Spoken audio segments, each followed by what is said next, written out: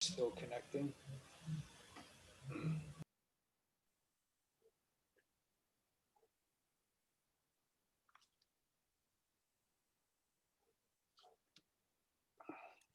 Okay.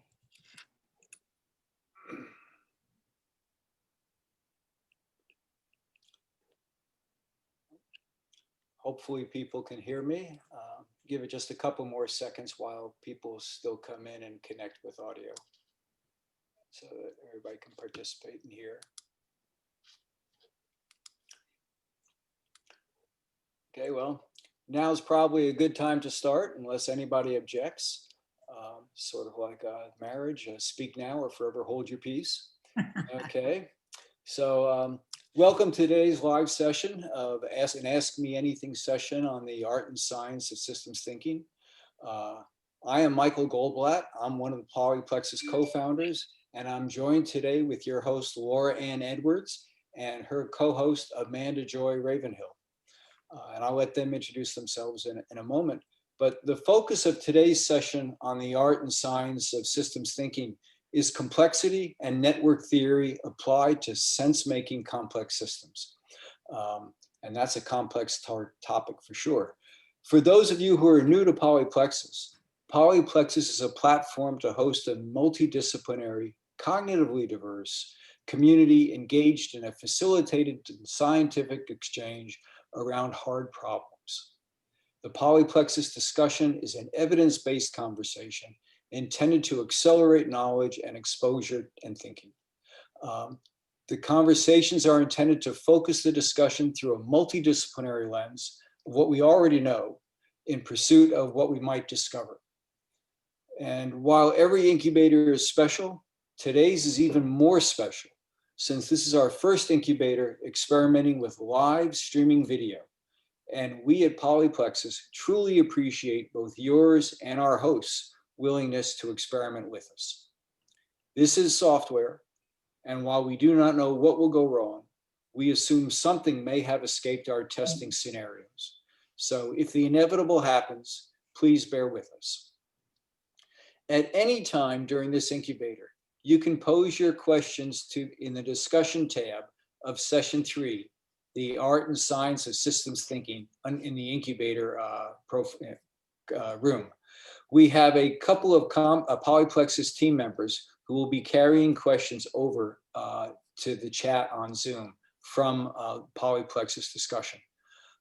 If you're not yet signed up at Polyplexus, you can also pose your questions directly in the chat function here on Zoom. And while we strongly encourage you to sign up so that you have the benefit of the community and a full discussion. And now with that, I'll hand it over to Laura and Amanda. Laura, it's yours. Thank you, Michael, and welcome everybody. Just a slight shift in the topics. There are 2 AMAs here in session 3. Michael gave you the top notes for the AMA on the 10th. Today, that's okay, no worries. They're very complimentary. Today's AMA with the lovely and wonderful Amanda Joy Ravenhill. Our specific topics are, I'm really happy to have Amanda here for us to talk about regenerative systems, design science, synergetics, and the perspective and usefulness of the legacy of Bucky Fuller. Like, why does it matter? Why is what is his brilliance, why does it matter, and why is it useful to researchers today, to the folks on these kinds of calls? And now to introduce Amanda. Amanda is the executive director of the Buckminster Fuller Institute. And full disclosure, she's my mentor and idol as a resident in the Buckminster Fuller Design Science Studio. So more about that later. But she's also the former co-founder and executive director of Project Drawdown. So as best as I can tell, she's spent her entire professional career really going deeply into the movement, the sociology, philosophy, and the science of regenerative systems and what that means as an approach to, frankly, in our lexicon, addressing complex systems problems, but I would say in her lexicon of making the earth and our systems work better for all life. So without further ado, welcome, Amanda. And I'd love to start with would you take a stab at simply defining regenerative systems, and then the coda would be, how does that relate to, or how is it different from concepts like circular economy and donut economics? Where to circle the square for us on that, if you don't mind. Mm-hmm. Well, first of all, great to be here. It's just so fun to be in these conversations at such a critical time for humanity. We're all so jostled by this year, and I think it's absolutely tragic what's happening, and also just in time for all of us to actually go through the pinhole of extreme change that the world has been craving, humanity has been craving for decades, and that Fuller saw, starting in the 30s. So here we are, and it's so critical that we have these conversations to really stretch our minds and see the world differently. So that brings me to the definition of regenerative systems is really about seeing the world differently and seeing the world in a way that many native and indigenous cultures have seen it for millennia, which is a living systems view. And so regenerative systems is about kind of graduating from some of the past paradigms, originally kind of a monarchy paradigm of looking at the world as, often a feudal system, into a more mechanistic paradigm of reductionism. Let's just look at the parts and make sense of things just by seeing, the dissected frog as making sense of what the frog is, rather than looking at the whole of the frog and how it, exists within its larger environment. And then into human potential as another paradigm that we're kind of graduating out of right now, which is very anthropocentric rather, and looking at, humans as really the centerpiece of it all. And now we're graduating into this regenerative paradigm, this regenerative systems way of looking at the world, which is kind of coming back again to, like I said, a lot of ways that humans interacted. So a story there is that the Amazon rainforest, one of the largest geographic features in the world, was planted mostly by people. And the soil was built by people, and they lived in this kind of right relationship with enhancing life, not just for themselves, but for their larger ecosystem that they were a part of, and saw themselves as, intrinsically, interdependent with and interbeing with, as Thich Nhat Hanh would say. And kind of that way of being, combined with all of the technology that we have now, I think enables us to graduate into this new way of being with regenerative systems. Buckminster Fuller liked to say that we would build all the right tools for all the wrong reasons first. And so we've built so many tools in kind of the me paradigm, and the zero-sum game paradigm of I can only benefit at someone else's expense. But now we have those tools to be able to use in this regenerative systems paradigm, in which we can, live in this win-for-all game dynamic, essentially, which is not entirely the only way that living systems work, or the natural law of every system, but overall, I think it's much more a wider field of cooperation with islanded points of competition than it is kind of where we have seen it now in the more mechanistic and human potential paradigms, which is like much more about competition and survival of the fittest rather than survival of the fitness within your ecosystem, and how well you can give back, actually determining your evolution. Mm-hmm. And then the second question about difference between circularity and donut economics. Should I get into that? Mm-hmm. Yeah, please. Great.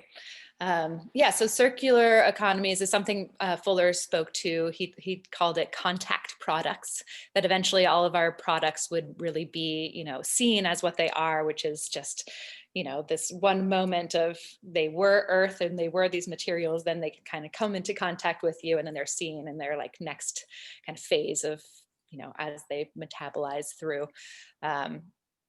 And so, if we can design for disassembly, design for end of life, cradle to cradle, it's something that he saw quite a bit. And I think it's how the earth works. It's a value adding process rather than a product, or even each of us, Buckminster Fuller always talked about, I seem to be a verb, an evolutionary process rather than a noun. And so seeing the world in that kind of more dynamic flow state, I think is part of what's going on with circular economy. I have some issue with it because I feel like it doesn't appreciate or doesn't speak enough to the toxins in our system, and often talks about, okay, we can just, create a circular economy, use all the plastic you want because we can just recycle it and put it back into process without really acknowledging that there's flows coming out of that that are, potentially mutagenic and causing cancer and all sorts of other ills around our environment. Either we've hit the point or we're about to hit the point where there's more plastic than fish in the ocean, which is disconcerting. And we just don't quite know how it bioaccumulates over time. It's now in our rainwater too. A recent study in Colorado found that the plastics are now just in the rainwater in the ecosystem. So that's like kind of my beef with circular economy stuff, is it doesn't really appreciate, I think, the living systems elements and potentially the toxins. And then donut economics is a wonderful kind of way to frame, a little bit of what I was speaking to in terms of like living within the constraints perhaps of not over mining and over exploiting our natural systems, but also kind of staying within the goals of the sustainable development goals. So like developing, as much as I have an issue with that word, but growing our economy and developing in a way that respects those boundaries while also enabling everyone to kind of have an even playing field. Okay, thank you for that. Feels like a logical next question is to ask if regenerative systems is a way of looking at the world or a set of things to consider. How is that then firmly attached to science, that it's in a way that is actionable?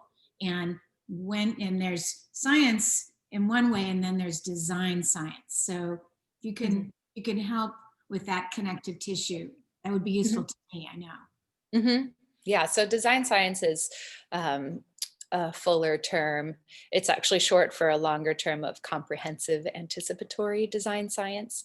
And so he, eschewed over specialization, that we, concentrate too much on kind of going really deep. We take our brightest and our smartest and we say, okay, become, an electrical neurosurgeon specializing in the frontal left lobe or whatever, like down, instead of looking at really appreciating the importance of being comprehensivists, as he liked to say. So comprehensive anticipatory design science is a discipline of sort, but I think he probably wouldn't want it to be called a discipline. So it's like an omni-discipline perhaps. And it's about looking at the whole, being comprehensive, being anticipatory, looking at trends coming down the pike and kind of trends of how we got here. So we like to say looking at rates over states. So instead of just a snapshot of what might be happening now, kind of looking over across scales, temporal and otherwise. And then anticipatory design science. So design, designing a future and designing intentionally and designing a world that works for 100% of life, 100% of humanity.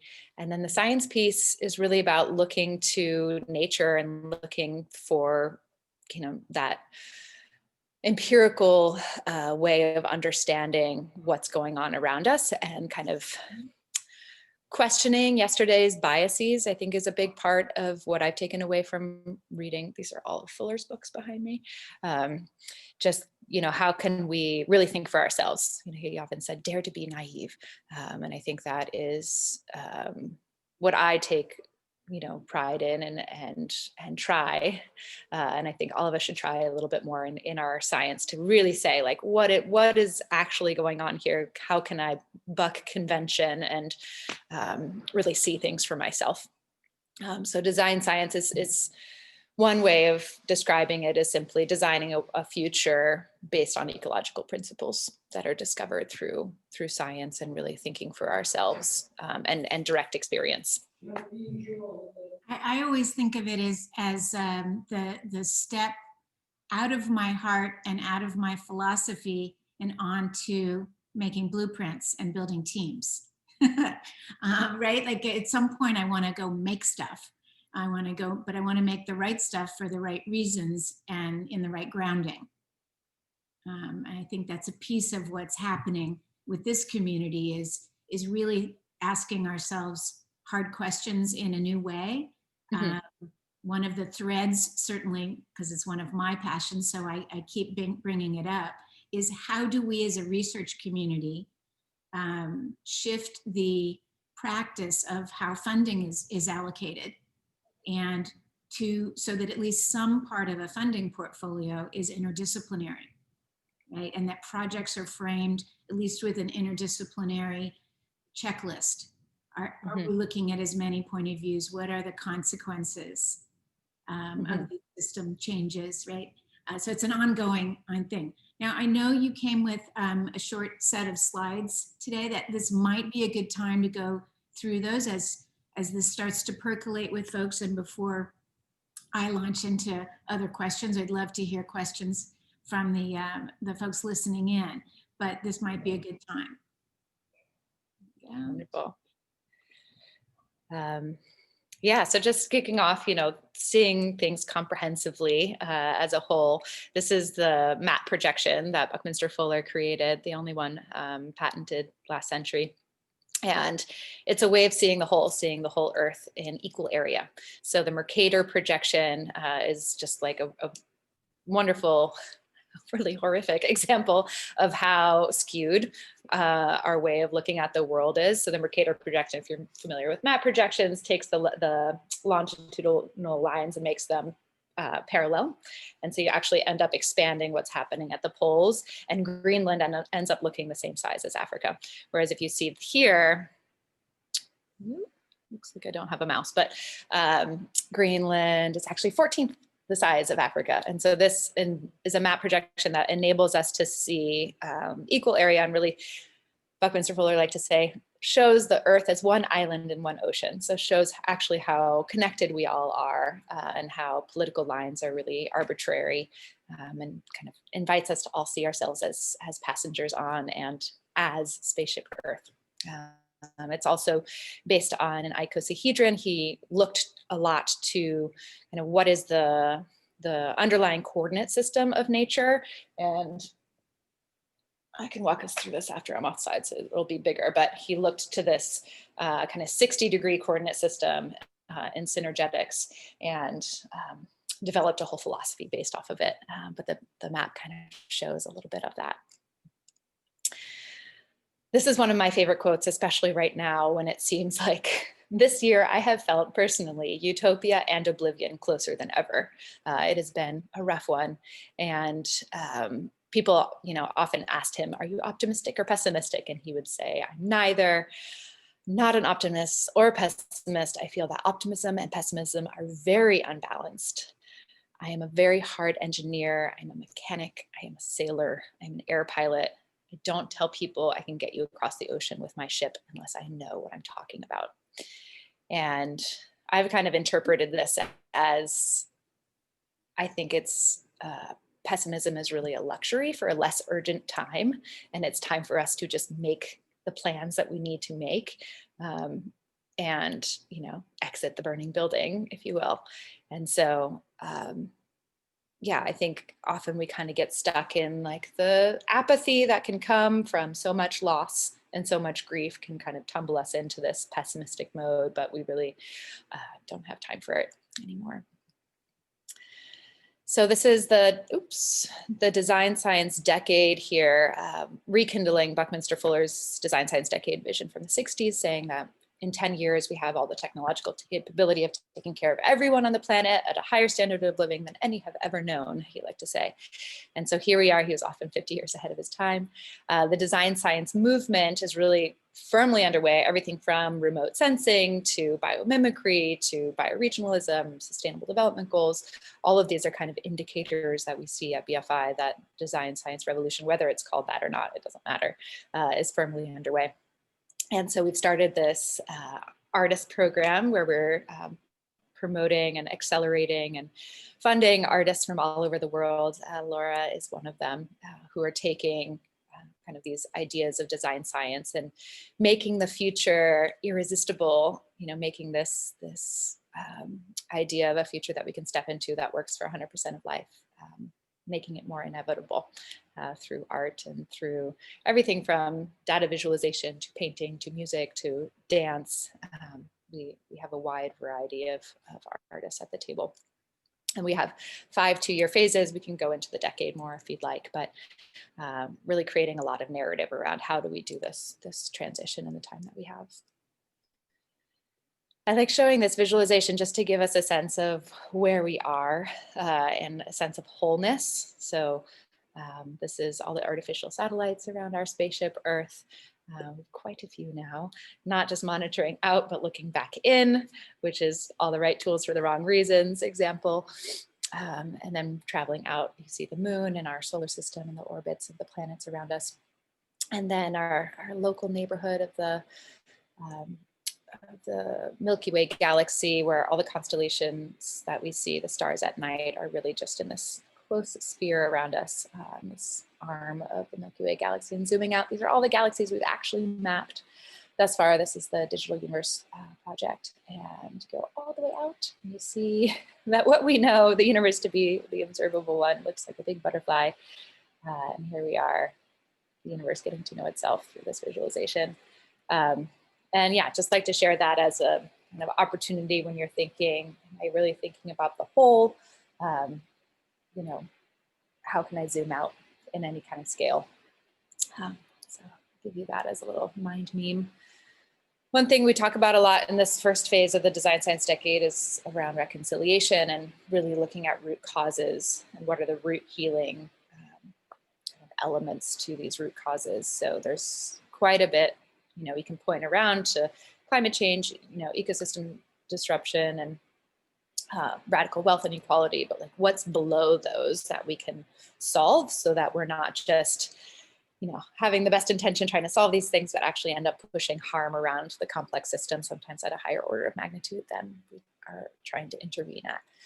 So this is something we look to often. It's just, you know, what are the, you know, how can we balance separation from nature to a reverence to the independence? How can we look at this root cause of money in politics to alternative governance systems? Shifting from a narrow focus to seeing these systems, recognizing that we have avoidance of inner work to attending to grief and doing the trauma healing, moving from myopic short-term quarterly profit thinking to taking the long view, shifting from othering and colonization and really just so much of the radicalization and you know, tendency to kind of say, you know, I get it and they don't, into this idea of diversity, inclusion, and cultural abundance. And then finally shifting from this scarcity mindset of I can only profit at someone else's expense to a generosity-based economy.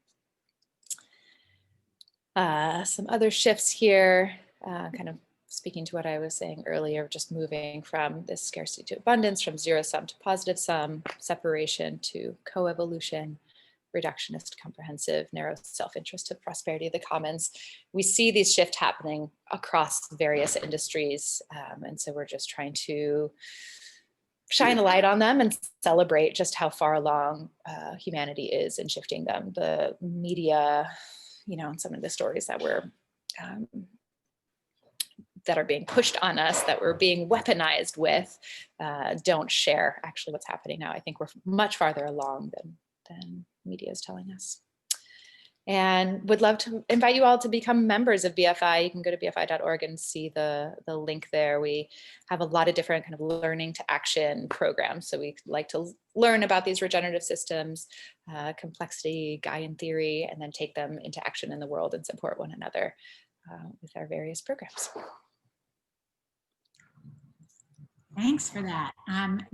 As you know, I particularly love the map of of identifying some of the players in the design science revolution. And the words I use on that are this I feel urgent need to expand the Venn diagram of what we, the queenly we, call systems thinking. And so just for purposes of discussion, I start out with formal systems theory, formal network theory, complexity theory. I would add the acknowledged framework of design thinking, even though I'm not sure most people still quite grok what design thinking is. That's a different topic. But to me, the urgent need is to expand that for the toolkit, an open source toolkit of what systems changers need. And so I feel like you're a very good vessel for this conversation to aligned disciplines that have a spatial or systems or fuller point of, no pun intended, point of view. But so it's easy to say, gosh, ecologists and diplomats and a whole cluster of indigenous wisdom has a systems perspective. Mm-hmm. But how do you have any advice on how to tease out the schemas that those other disciplines might use for that being useful to someone else in another context, simply as just the geometry of problem solving or the schematics of problem solving, and how to have the conversation. One of the other goals of this ongoing series is to realize that you, I think, showed 30 or 40 disciplines on that diagram. Mm-hmm. If there are 30 or 40, there's at least 10 distinctly different terms for the same thing. Mm-hmm. And a lot of misunderstanding. So there's lexicon issues, and then there's mapping schemas. Mm-hmm. If you have any, I'd love your thoughts on that. Yeah, it's something we talk about quite a bit at BFI. Buckminster Fuller said that in the end, only integrity will count. Mm-hmm. And it's a refrain that comes, just perennially to us. And it he didn't talk for 2 years. He went through this really crazy ego side, he called it. He almost committed suicide when he was 32. He was bankrupt and depressive and alcoholic, and he was about to take his life because he had just gotten a life insurance policy, and he did a calculation and said, oh, if I die, my wife and newborn child will probably get more money from this life insurance policy than I'll ever be able to provide. And as he was about to walk into the Lake Michigan and drown, he heard a voice say, yours is not your life to take. You belong to the universe. And from that day forward, he lived his life completely differently. And for about 2 years, he didn't speak because of these issues with lexicon and language and being misunderstood. And he kind of really went to science and said, what do I actually know from my own experience, and kind of rebuilt his vocabulary and rebuilt his way of interacting with the world from there. And because he did that, he became so precise with language that he actually became completely unintelligible to most people. And so we battle with this all the time, wanting to use that. It's really kind of like a poetic engineering set of terms. And I've put in this link that Laura shared, the Synergetics dictionary, where you can go through all of the different terms and kind of get a sense for the map of terminology. But we have a really hard time because we use those words, and then we often get this reaction from people that say, oh, I'm not smart enough to be part of this conversation. And I think it's, it's a dance that we all have to learn of, like, how can we be in integrity with this regenerative paradigm that's based in living systems and not overly reducing things to their parts, or overly, looking at things as a static state, but also be approachable in it. So yeah, I think remaining in integrity in that, and knowing, oh, I'm using this word out of convenience, and maybe even saying so, like supply chain. That has, both of those words have issue, right? It's not a chain. It's most likely a web of many different flows. And then supply, doesn't acknowledge that it's a value adding process. It's a dynamic thing rather than just like a cog, or a widget moving through some sort of mechanistic system. So yeah, I think being more overt about, like, I'm using this term because of this thing, and kind of defining terms as we use them more.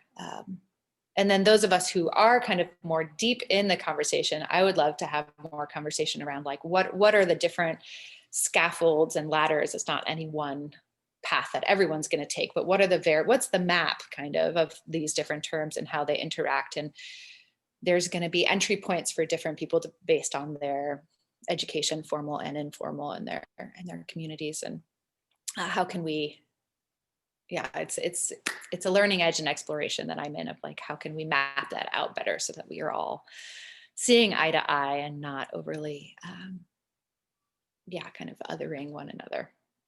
Okay, and have you, do you have any recommendations for lack of a better expression, teasing out the schemas?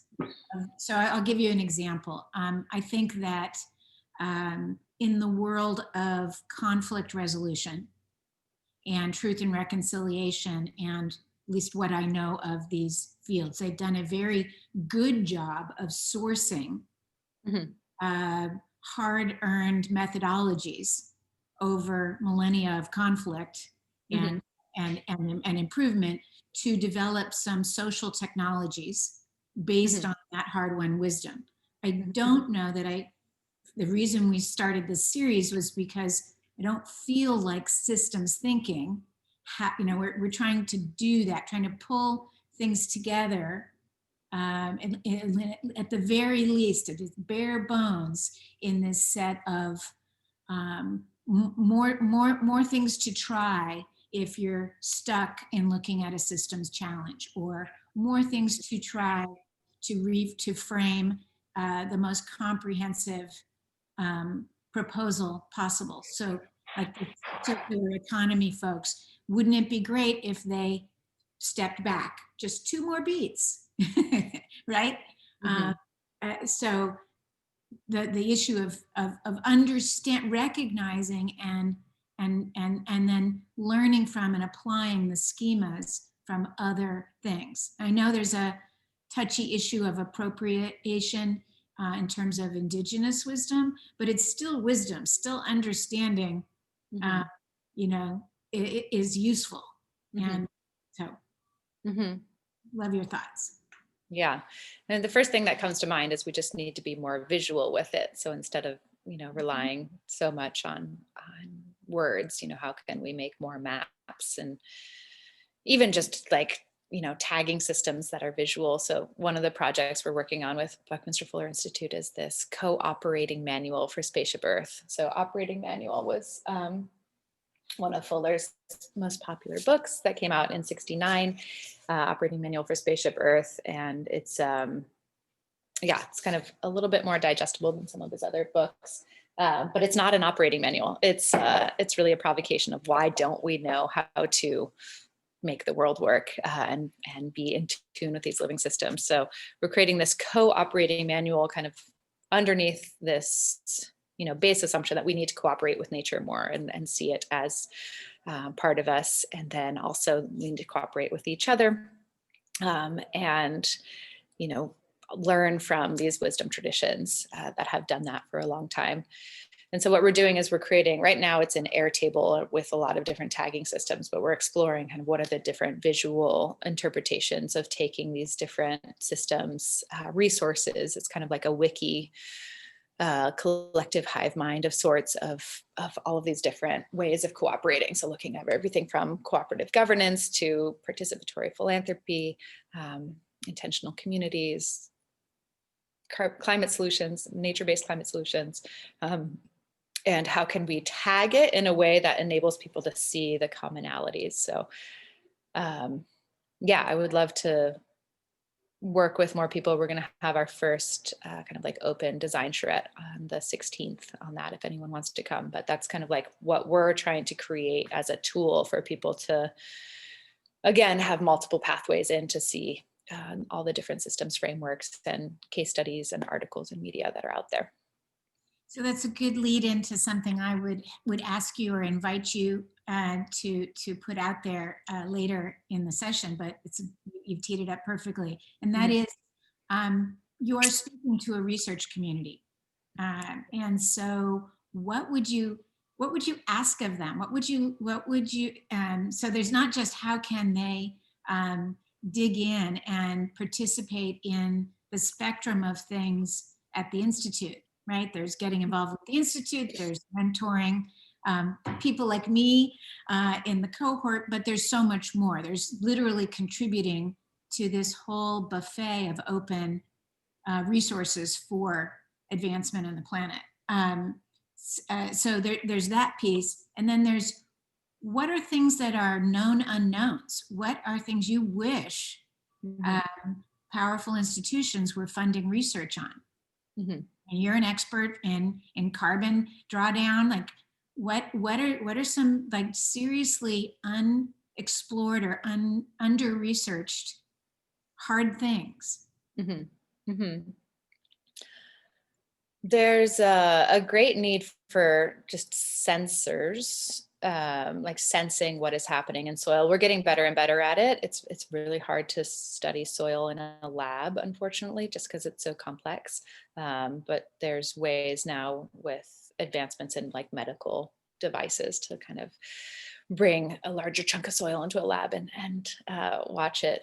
But being able to sense what's going on with a microbial community in soil, and all of that, just awakening of just how exploitative our current industrial food process is.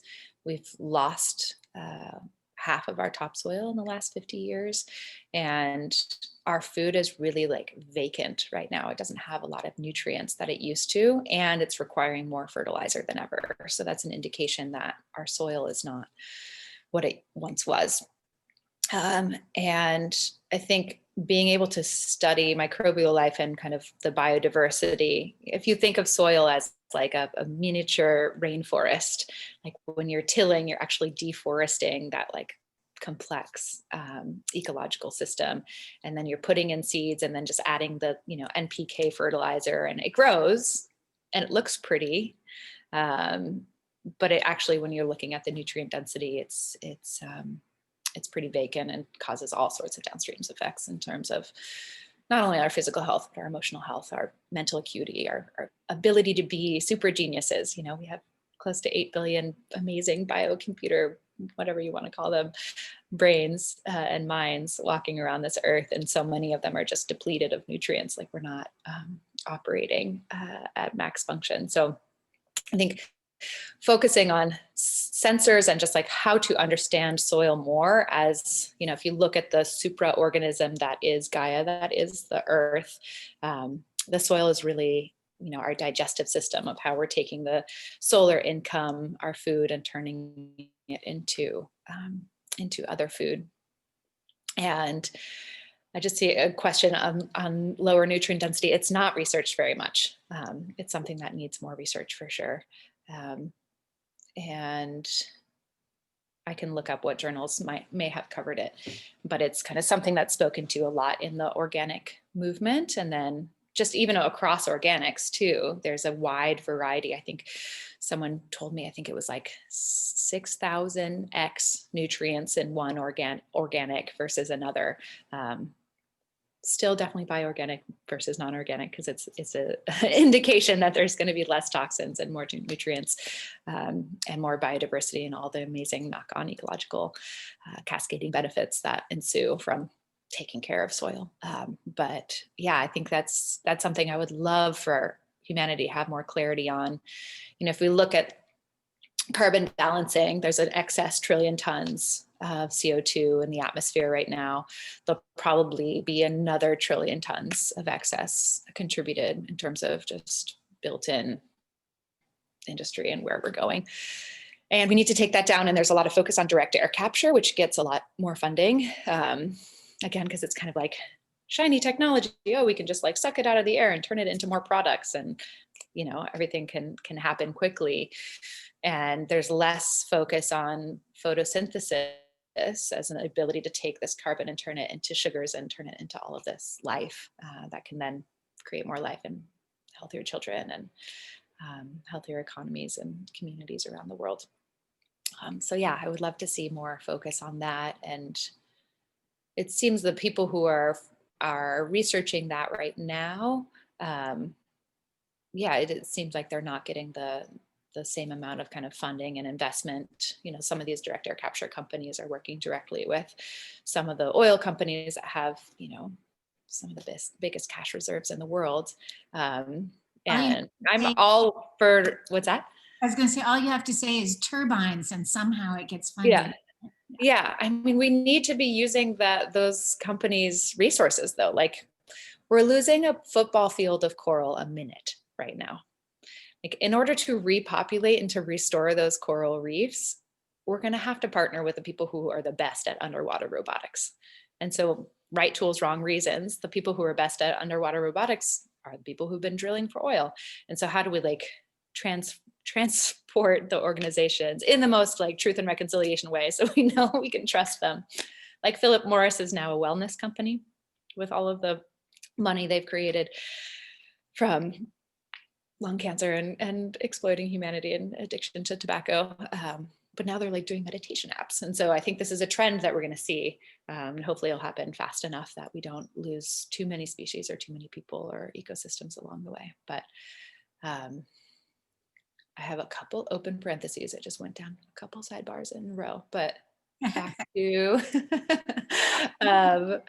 back to the coral and then back to soil. Yeah, I mean, just the need to kind of pour more money into this. It's so vital. And I think we can still use that, like, new technology doesn't have to be just old school,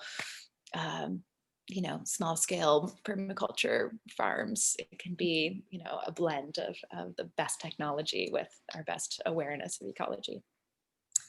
So I'm gonna lean into the chat. I'm gonna read out loud Nicholas Seltzer's question, just so that it's here in the video for perpetuity, and it's a really good question. He says, I really appreciate this holistic perspective on ecological balance. However, I feel like we lack the policy-making mechanisms and the political will, I think, to do something for those underlying mechanisms, to underlie those mechanisms, to do anything that doesn't make people money. For instance, I feel like we're finally making headway in electric vehicles, renewable energy, and lab-grown meat, but this is only because it's now economical to do so.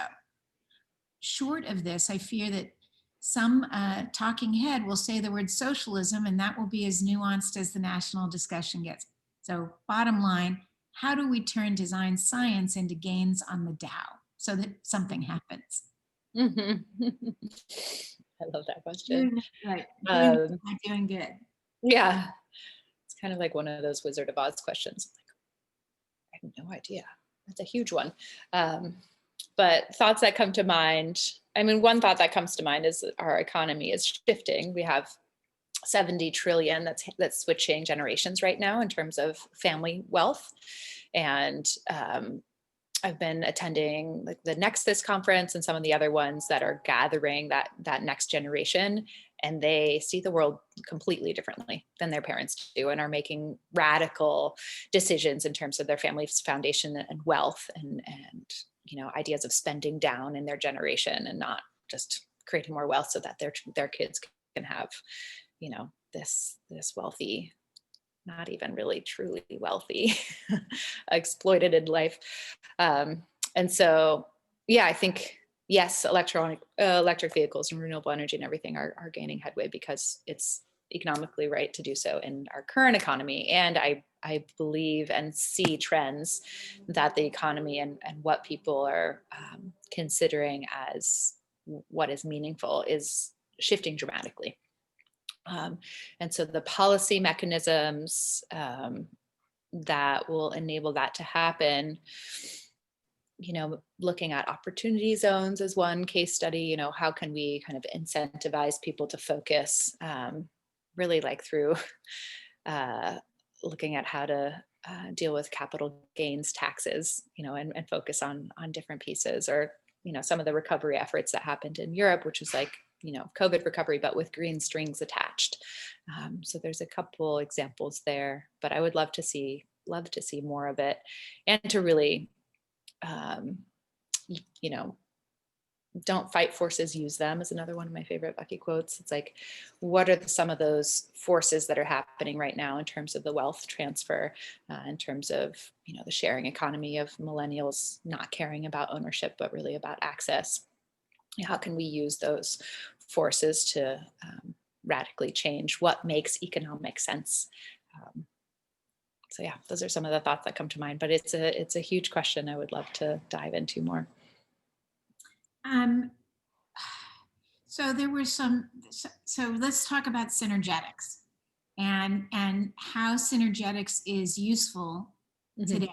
I mean, again, there's the rabbit hole of synergetics, and there's the commitment to understanding the pantheon of synergetics, and there's synergetics as a toolkit for folks who are looking to make things and research differently and collaborate differently. So I'm trying to find the easy access point, or the most digestible access point for Synergetics' place in the roster of clear systems disciplines, and where they play nicely with each other. Yeah, so just some brief background first. This is Synergetics 1 and 2. They're Fuller's largest books, and it's meant to be kind of a complete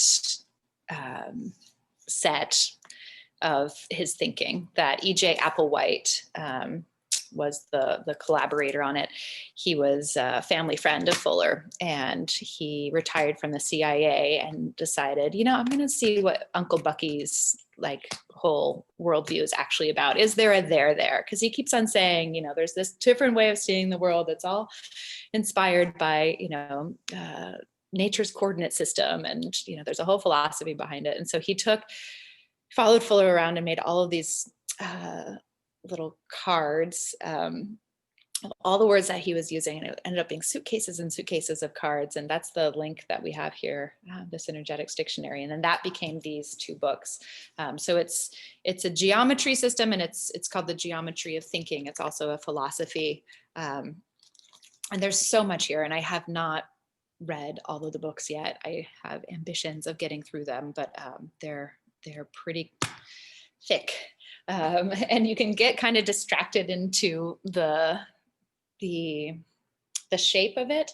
But what he was really trying to demonstrate is that by looking at this idea that space has shape. So there's like an inherent kind of, matrix or coordinate system that isn't just XYZ 90 degree, but more 60 degree, that space from the quantum level up to the galaxy level kind of operates at. And by looking at that and understanding that more 60 degree coordinate system, we can derive philosophy of how things interact with one another, and what,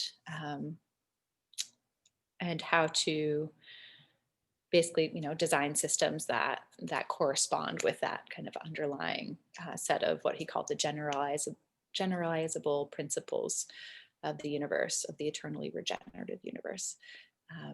And so just to explain a little bit of the 60-degree coordinate system. So this is what he called the vector equilibrium, and in the form of the jitterbug, because it does this dance like the jitterbug.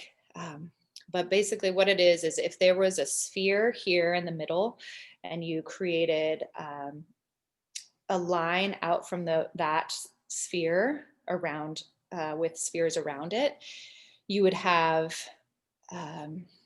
just on one plane, you would have 6 around 1, kind of like a beehive, the closest packing of 6 around, of as many spheres of the same size around 1 would be 6 around 1. You can like practice it with pennies.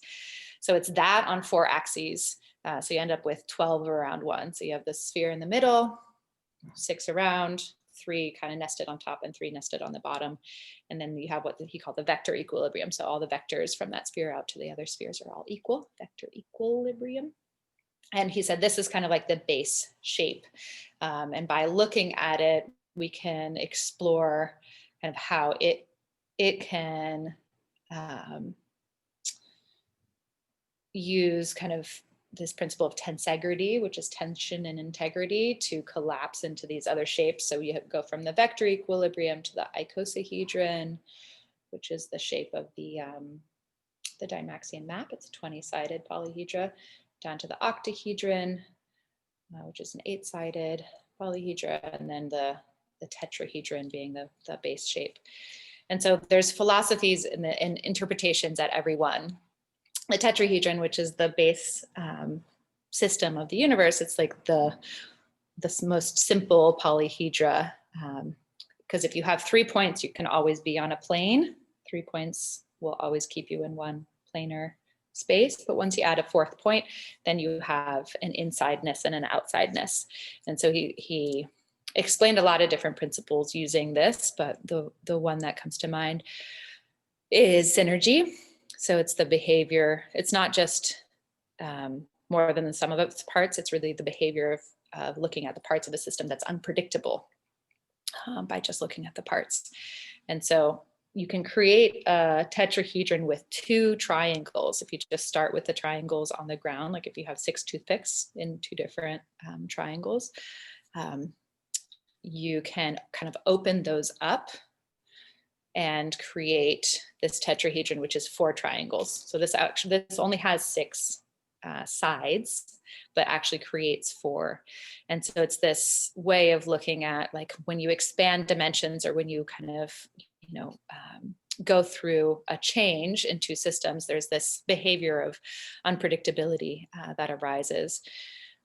Look at hydrogen and oxygen coming together. If you looked at those 2 elements, you would never be able to predict what water can do and all of its amazing power to give life and take away life around the planet and universe. So yeah, so that's kind of one kind of window into the wealth of so many beautiful explorations that are in Synergetics.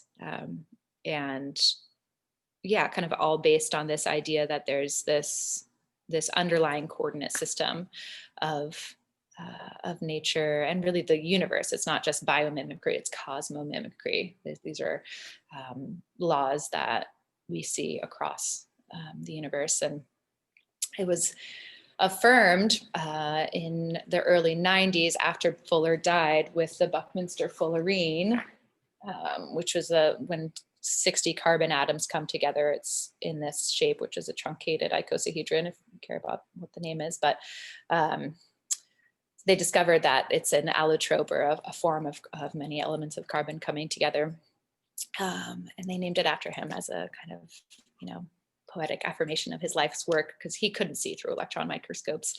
When he was making his first domes, they would have to do weeks and weeks of longhand spherical trigonometry. So he was, didn't have the technologies that we have today. But yeah, Buckminster fullerene kind of is an affirmation of this way of him seeing that there's this underlying kind of 60-degree coordinate system, rather than just it being cubes, and that there's much more integrity. That's another big takeaway of Synergetics, is there's much more integrity when you're looking at this way of coming together. Yeah, there's a lot of rabbit holes and weeds to dive into with it, but So tell this community a little bit more about the Design Science Decade, specifically how folks from a research or policy community and or policy community can participate, how they can be a part of this journey, particularly hard sciences. Mhm. So the Design Science Decade, we're doing, we're convening artists and design scientists from all over the world to kind of create this almost like a campfire of all of us coming together and cross-pollinating. We're all kind of transdisciplinary, omnidisciplinary types, and by kind of coming together, we can better inform one another's whole systems view, essentially, and be able to interpret how we see the world into stepping into what's possible. So my kind of one of my core missions is to paint a picture of the future that we want to live into. And that was what inspired the book Drawdown, which is my last nonprofit. And we did a study and found that 86% of climate news was around the future that we don't want. And so it's already a hyper object. It's really hard to think about climate change because it's so pervasive and large and existential. And then if you're constantly getting bombarded with climate's going to, be the end of us, it's really hard to think in your, long-term and creative centers of your brain, because you're just stuck in the fight or freeze or flee amygdala zone. And so, yeah, I think stepping into what they call in psychology, the availability heuristic of that which we have available, the examples that we have available to us are those that we're more likely to create for ourselves, is a big kind of underlying force of the Design Science Decade of like, how can we imagine into this future? What will it actually take to do the deep systems transformation that will enable us to live in this, regenerative, right relationship existence? And I think the Design Science Decade, where it's a provocation, it's an invitation for all of us to better kind of articulate what it looks like for transformation. And then there's the availability cascade, which is a cognitive bias of the more people have a shared narrative, the more we kind of cascade into supporting one another and being able to link with mutually beneficial activities. And so the 5 2-year phases that we have are reconciliation, which we're in now, kind of going through some sort of decentralized truth and reconciliation process all over the world of how did we get here, and who's been exploited, and who are we standing on the backs of. And then we move into restoration, both ecosystem and ecosystem restoration, of bringing ourselves back into a restored state of health. Then into resilience. Even with the best projections that we put together with Drawdown, there's still temperatures don't decline until 2053. And so we're going to continue to have extreme weather and all of the knock-on effects of that politically, and food, and all the different insecurities that result. And so how can we build resilience? How can we respond to those shocks in a way that paves the way forward for a more resilient society? And then regeneration is the 4th phase that we speak to. That's all the work that we're doing to kind of step into this regenerative mindset. There's going to be a buffer and a latency. And so there'll be ideally kind of this wave of good news that happens as we're kind of doing all these processes. And then, we'll have this wave of fish returning to rivers and communities really, thriving in their mutual aid networks, et cetera. And then the final phase is reenchantment, which is a term from sociology, that there are societies that are enchanted and societies that are disenchanted. And that has to do with their relationship to being in tune with, being in song with, chanting with the natural world, and being in that interdependent relationship. So those are the 4, that's one way that we're telling the story of the decade, and inviting other people to kind of step into that framework if it makes sense to you, or create your own framework. But the more we can tell these stories and show people that there are cooperators standing by, that they're not alone in this, the more likely that future is to exist, and the transformation that is necessary is able to happen in time before some of the runaway loops that we're approaching begin. Is it fair to say that the resource guide and the materials, if you will, the tools, the practicum, and working in and with this design science decade are sort of the updated Whole Earth Catalog plus? And I feel like that's something that people can relate to and Right. understand that it had a philosophy, but it also had an awful lot of maker manual, Right. practical science.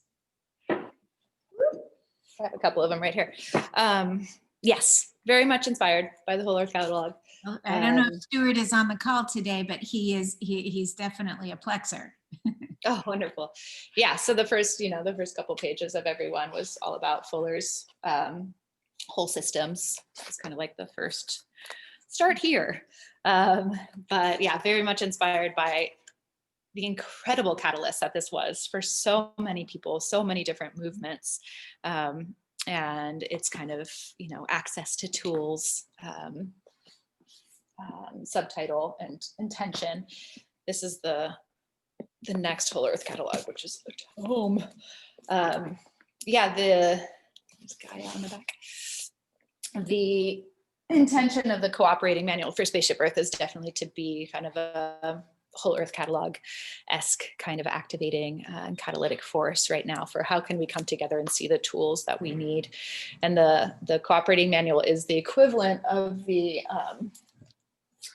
these documents that were put together for the original World Design Science decade. That was 65 to 75.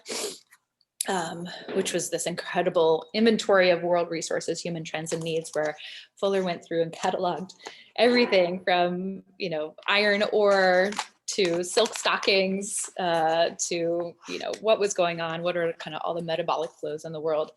And so the idea with the cooperating manual is to be the equivalent decade documents that enable people to have clarity on what's going on and be able to make decisions from that kind of that place of comprehensive knowledge and awareness. So one of the things that I know we've talked about extensively and explored and provided amazing mentors and workshops around is world building in the BFI space, to allow folks to not just imagine, but to put some bones to those visions. In the polyplexus arena, we've also talked about world building in terms of different ways to get ready to make models, different scenario kind of planning, and also we're just starting to connect the dots of imagination as a strategic asset to be able to. So we had a dear friend, Guy Philippe Goldstein, who's a cyber defense specialist, but he describes himself as an anticipatory fiction writer. He writes anticipation fiction because he doesn't just take a set of ingredients and build a scenario.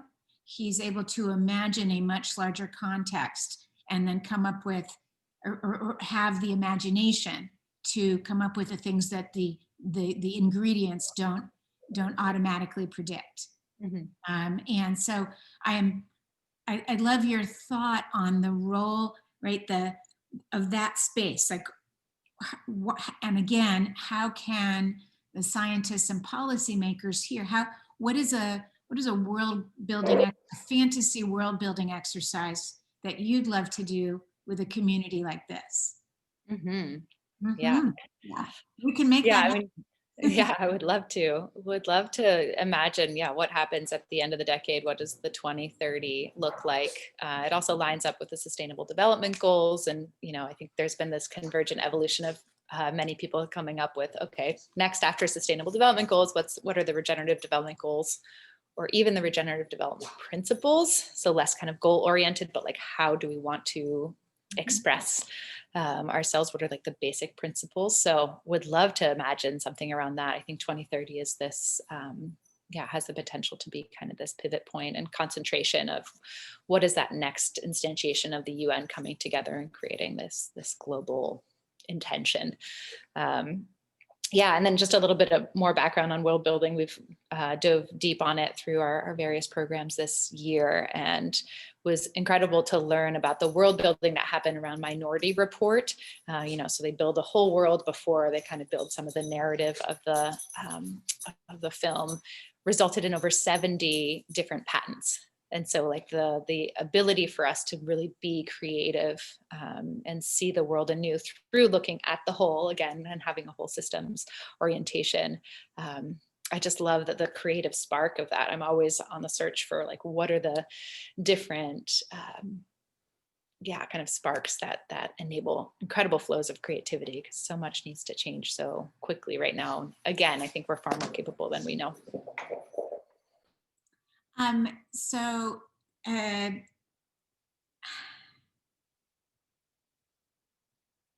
Do you feel like one of the areas of research, I'm curious, I'm always asking, has it worked, right? So I feel like we've had 70 plus years of systems thinking that use those words.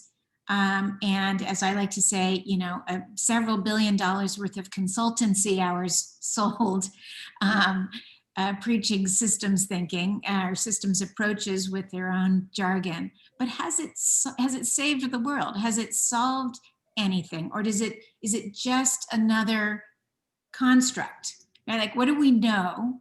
I mean, I think most of us on this session have some interest or a bias toward it. But what do you know that has worked?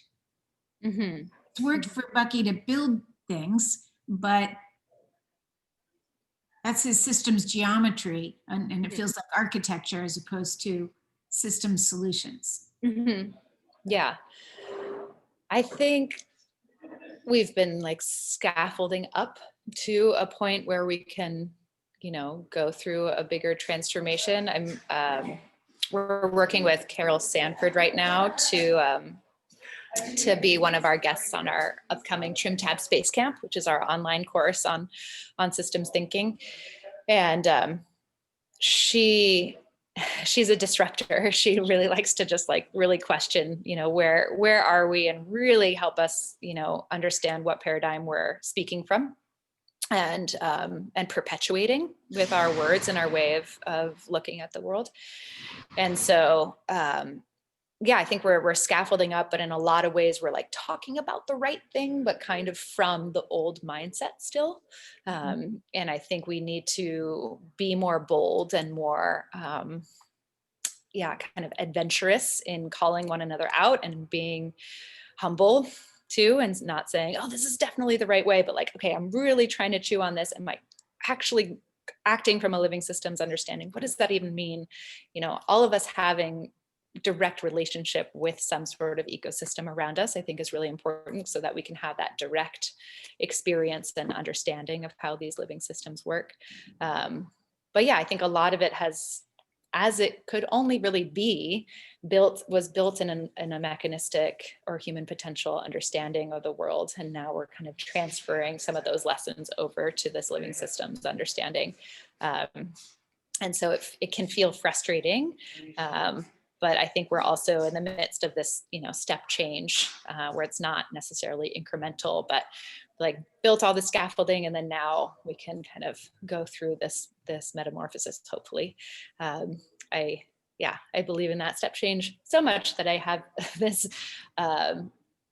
this tattoo on my shoulder of Buckminster Fuller's understanding that, or metaphor, that humanity is like a chick hatching from its eggshell, and that, we've built all the right tools for the wrong reasons, and fossil fuels has been this embryonic fluid of trial and error nutrient. And like an egg, like a chick inside of an egg, it has claws and a beak and all of these things that it doesn't even know what to do with yet. And so I think we're in this moment of hatching where we're saying, oh, wow, we have wings and we can fly. But it's still kind of like we're gooey. And, if you've ever seen a chick being born, it does not look like life right away.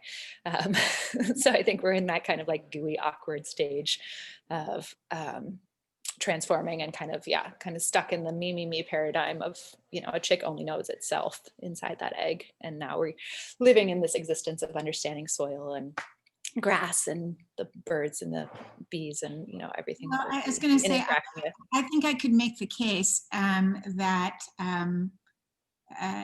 there are certain things that have been shown to work. But there's an actual track record with metrics, and you live on one of them. Tell people where you live and why that is such a living laboratory. Yeah, so I am on the mushroom farm, which is a 750-acre piece of land and earth and many different flows on the California coast in between San Francisco and Santa Cruz. And it's a old mushroom growing facility that Campbell Soup used to grow 2.5 million pounds of mushrooms a month here. And I'm actually sitting in the packing room right now where it would all get packed up and sent out to become cream of mushroom soup. And so we have this incredible kind of old industrial facility that we're upgrading into being this kind of ag tech center for regenerative enterprises and kind of coalescing place for a lot of different enterprises to come together and cross-pollinate and be able to create everything from myco-remediation, mushroom-based remediation for toxins around the world to this really neat innovation of gentle drying, which enables us to use kind of seconds of different foods and food waste and turn them into high potency nutrients. And there's incredible potential here. We're learning from all sorts of experts who are coming through on how to make this the most powerful kind of transformative place. We're also an hour away from Silicon Valley, and so that's part of what we're doing is kind of inoculating not just how to grow food, but how to grow businesses, how to grow an economy based on permaculture or living systems principles. So we're doing a lot of educational programming and bringing and weaving together a wider community. And BFI is the first of many nonprofits to be based out of here to also have that cross-pollination between nonprofits that are all working on that same idea. So if anyone wants to learn more, please email me. I can walk you through the really beautiful deck where you can see all the visuals of, we have 250,000 square feet of industrial space that'll end up having this really neat biofacial greenhouse on the roof, and we'll be growing lots of incredible foods and materials and all sorts of different inputs for a beautiful regenerative economy. Yeah, I feel like there's a bunch of interesting local agricultural experiments going on, from food forests and urban farm. Like there's a lot of that fit the form factor and the locales. There's also the kind of extraordinary efforts, it's easy to gloss over it, of remediation of former farmland, stripped out farmland, fenced off farmland in particularly in sub-Saharan Africa, where the land has been returned to a natural ecosystem. The fences have come down and the everything comes back, right? And it's a lot of acres, and it could be a lot more. But those are, you can look at data and say, okay, we spent this amount of money to get this many acres. It costs this to staff it. It's based on this science. Here's the tracking, and here's what we know. It's sort of like the video that I think almost every, at least American, has seen of what happened to when the wolves were returned to Yellowstone. Right? It's an amazing. There's science. It doesn't just feel good. It isn't just the right thing to do. We can show. And so if you have any of those other examples that come to mind, that would be, I think, really useful for people to hear. Yeah, there's a new book out by Judith Schwartz called The Reindeer Chronicles that tells a bunch of these different stories. And one that she catalogs is the story of the Loess Plateau in China. So it's an area the size of France that for many, many generations, hundreds of years, was farmed in a way that depleted the soil. Loess is this really rich soil, but very, it's airborne. It comes from Mongolia. And if you don't have good root systems, it just washes away, which is actually why the Yellow River is called the Yellow River. It's because all of that soil flowed into the watershed. And so John Liu was a filmmaker who was brought in to do kind of like this baseline study for the World Bank in the early 90s to say, or not study, just film what was happening here, because they were doing this huge ecosystem restoration project. And he filmed it over the years and saw just incredible transformation. And it was only $7 an acre in terms of investment. And communities and families went from being so poor that there's stories of grandparents deciding not to eat so that their grandchildren could eat, that kind of level of poverty, to their grandchildren now having PhDs in neuroscience because they have so much more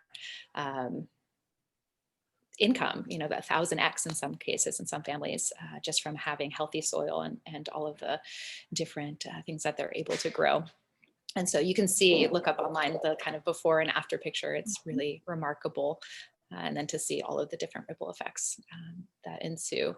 And so ecosystem, John Liu has now started the ecosystem restoration camps movement, getting people all over the world. I think there's over 40 camps now out and restoring the ecosystems and kind of, you know, reversing the trend of desertification around the world by hydrating and increasing biodiversity and soil organic matter around the world by basically planting in succession. There's like, you know, certain plants that work well, and then they kind of, you know, are bioaccumulators of nutrients from deeper roots and also bring up water, and then that makes the soil more fertile for other plants to come in, and kind of you can stack from there, and you can create rain in places where there wasn't rain. Syntropic agriculture is another good one to look up in Brazil. Deforested areas that are kind of transformed into these multi-strata agroforestry systems, which is one of the best solutions in drawdown, where we can draw down 20 tons of carbon per acre and grow 18 different crops at once and actually make rain happen through tending to the soil. And just this idea that, you know, humans planted the Amazon, that we can be this beneficial species, that we don't have to have this identity of, you know, what we're exhibiting ourselves as right now, which is very cancerous in a lot of ways. So you've mentioned a few times the cool tools used for on the wrong problems, or used in the wrong ways. Yeah. Let's talk a little bit about AI. It is here, or it is almost here, right? I think there's a lot of hype about what it is and isn't in the current time frame, but that's a conversation for another day. I'm curious how you see how you see AI specifically in this next 10 years. Mm-hmm. Mm-hmm. And it's because and again, what is missing that you were aware of, or what things do you wish AI was thinking about or working toward, or teams were developing better algorithms toward? Mm-hmm. Mm-hmm. Yeah, we came up with this idea a couple of years ago at BFI of what if there was a bodhisattva? So what if we could give AI a bodhisattva vow, and kind of bring in this philosophy of Buddhism that, you know, exists around lots of different traditions, of, you know, acting on behalf of all of humanity, essentially, and then having that tenderheartedness and that compassion to be able to be in someone else's shoes. And, you know, I think everyone here can kind of see where we are in the development of AI, it being kind of this very malleable toddler right now, and like the importance of these next couple of years of like what ethics we imbue into it will have such far-reaching ripples and implications for so long. And so, yeah, I have another friend who really wants to dose it with psilocybin. I don't know how exactly to do that, but that's another way to kind of see a whole system and kind of really float in that right brain way of seeing things. I'm sure everyone has seen that TED Talk by Jill Bolt Taylor when she has the stroke in her left brain. Like, how can we imbue that really like whole systems way of seeing the world into this AI at this really critical moment where it's highly influenceable. Not have it be Skynet. Yeah. And just being aware. I mean, just being aware of just how much we're yeah, I think across the board, that's a trend. It's just like, how aware can we be of which paradigm we're operating from, and question that always, and be able to share that with one another, and share those ahas of like, oh, I didn't even realize, but I was looking at things in this mechanistic way, or this human potential way. If AI is only as good as the data it eats, well, I mean, it's that plus, but beyond the idea of a massively more censored world in one way or another, how else can we give the inevitable and competing AIs better data inputs? Yeah, I mean, I would once again just lean to the natural world, and it's hard too, because you look and say, okay, I want to be inspired by a forest, but so much of what we know as happening in the forest is actually confused by our competitive mindset, right? We think of trees competing for sunshine. That's the way that forests work, when we actually know from Suzanne Simard's work, which I'm sure people have come across at this point, of the idea of the wood wide web, that trees are connected and communicating warning signals and nutrients and all of these different things. And so how do we kind of inoculate AI with these understandings, but acknowledge along the way that we're interpreting it, we're skewing it with our way of seeing the world. I would love to work, if anyone's excited about this, on a Bucky bot. So there's obviously so much content, 26 books. There's also his 42-hour lecture, Everything I Know. And I mean, just Synergetics alone, just putting the dictionary in and creating some sort of bot that would enable us to, kind of see from his point of view. And it's not just him. I think I speak to him a lot, and it's the underlying principles that he tapped into, that any of us can tap into, that I'm really inspired by. But he's just kind of like an interpretation of those that I'm obviously very amused by and inspired by. So folks, we're winding up here in the next few minutes. If you have any specific questions, please put them in one of the threads or chats now. And you will be able to, I will get Amanda to form a profile, and you'll be able to ping her there. But if you have any questions, Polyplex's team or attendees, by all means, please chime in. This would be a good time. Amanda, do you feel like there's anything we haven't played with here?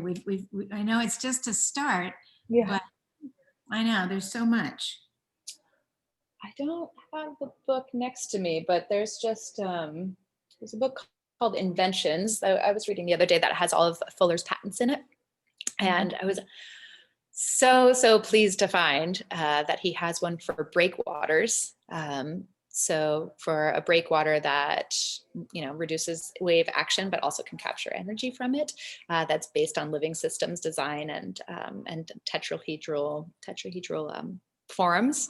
And yeah, I'm just so excited to kind of work with more of like a science-oriented community. Like the people we've brought in right now are more on the design side, and I really want to balance the two within BFI. So if any of this sparks your interest, I would love your collaboration. And I mean, just if nothing else, just to like have everyone read through the books and see what's relevant now with sea level rise taking the lives and livelihoods of so many around the world. I was so excited to see this living breakwater. If there's anyone that's excited about exploring what that pattern could look like fully expressed, or weaving it into incubator or accelerator programs that you're working on, would love partnership there.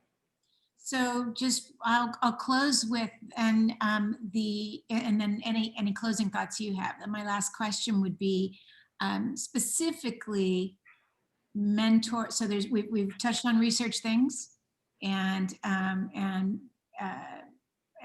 digesting the Bucky materials to be useful.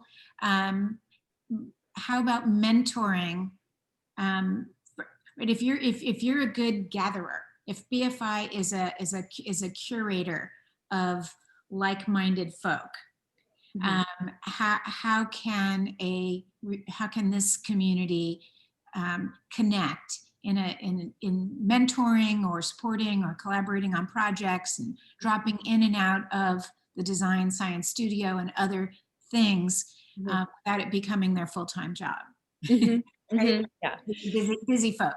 Yes, there's lots of different ways to come in. So we have visionaries that join us every Wednesday with the Design Science Studio to give about an hour-long presentation on your view of what's going on with this broader design science revolution, whether you have called it that in the past or not. And then there's the courses. So we'll be offering 6 next year, the TrimTab Space Camp courses. So those are 5-week sprints. You can spend as little as 2 hours or as many as 8 hours a week exploring those themes. But the idea is to really create a diversity of people geographically and also discipline-wise to come together around these deeper questions, and for all of us to kind of orient ourselves to be a better trim tab by the end of it. So how can we each use our unique genius for the maximum advantage of all? And would love everyone's participation in that. I can circulate that. We're about to announce the course next week. Oh, There's some incredible teachers coming. fantastic. Well, listen, that we're perfectly to time. Thank you so much for our video experiment. I think we covered a lot of really good ground, things that this community had been wanting to have as a discussion on synergetics in particular. But of course, you being you come with so much more. And so thank you. Yes, thank you, Laura. It's a pleasure. Thank you all. Be in touch. Yes.